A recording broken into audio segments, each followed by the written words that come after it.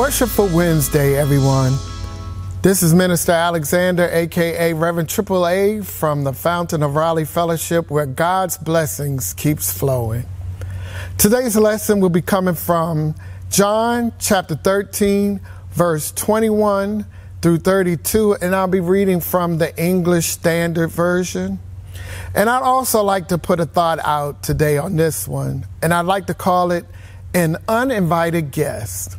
Starting from verse 21, after saying these things, Jesus was troubled in his spirit and testified, "Truly, truly, I say to you, one of you will betray me." The disciples looked at one another, uncertain of whom he spoke. One of the disciples whom Jesus loved was reclining at the table at Jesus' side. So Simon Peter motioned to him and asked Jesus of whom he was speaking.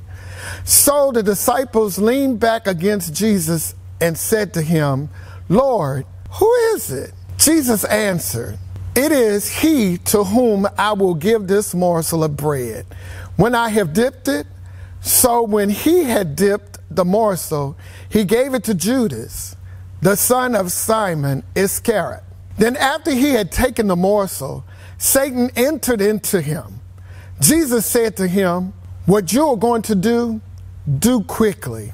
Now one of you at the table knew why he said this to him. Some thought that because Judas had the money bag, Jesus was telling him, "Buy what you need for the feast," or that he should something to the poor. So after receiving the morsel of bread, he immediately went out, and it was night.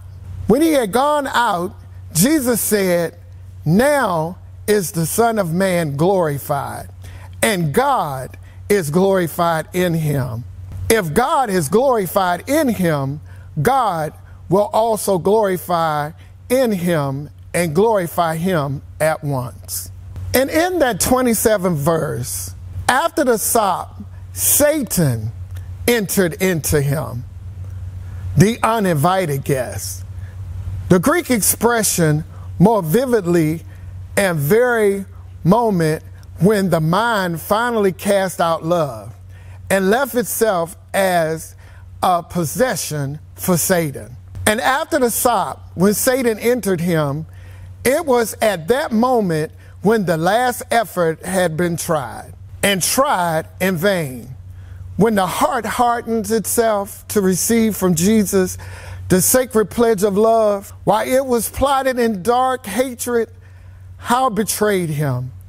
It was then that hope took its flight from the realm of gloom, where it could no longer dwell, and the light ceased to shine in a darkness that could not comprehend it.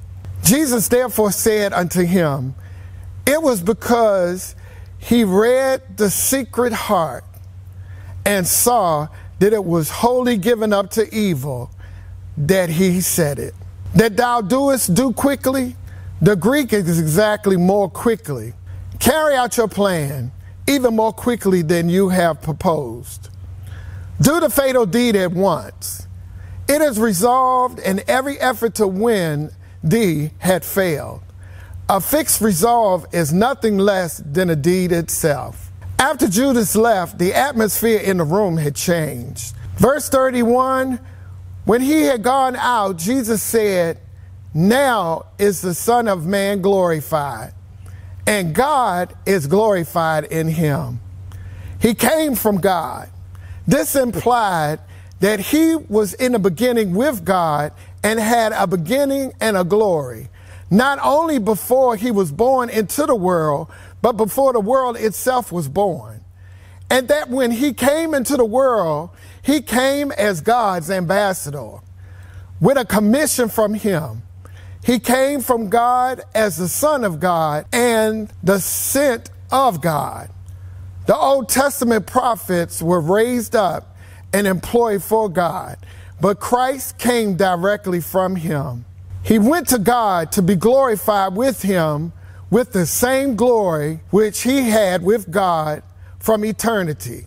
That which comes from God shall go to God.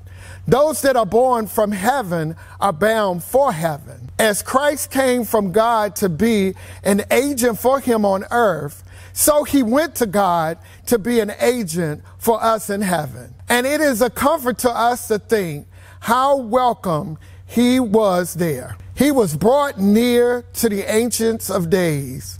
Praise the Lord in the highest. Do have a blessed rest of your day. God bless. To sow a seed to the Fountain of Raleigh Fellowship, visit our newly redesigned website, thefountainofraleigh.org, and select Sow a Seed from the homepage.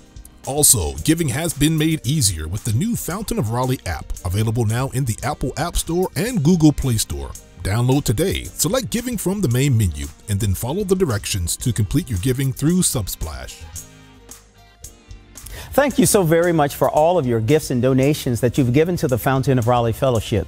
We thank you for what you've done in the past, what you're currently doing, and what you will do in the future. Your gifts and donations helps us to spread the gospel of Jesus Christ, not only locally, but throughout the world. Thank you again for your gifts, and may God continue to richly bless you. It is here at the Fountain that we believe that we are exceedingly and abundantly blessed, and may you receive those blessings that God has in store for you.